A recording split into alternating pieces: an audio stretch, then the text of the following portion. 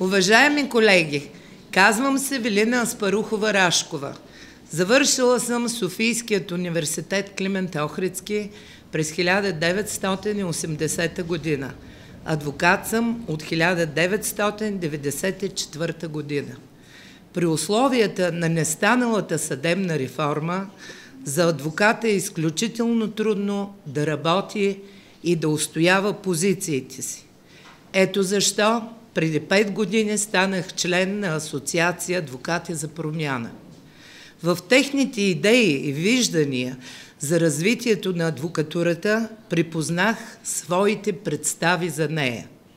От позицията на дългия си житейски и професионален опит мога да заявя, че и аз, като всеки колега адвокат, съм работила за успеха на чужди каузи.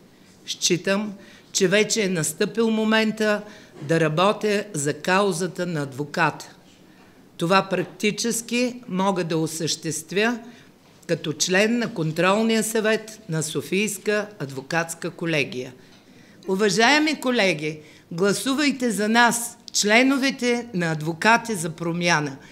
Ние ще осъществим всички ваши въжделения, свързани с развитието на адвокатурата. Благодаря ви.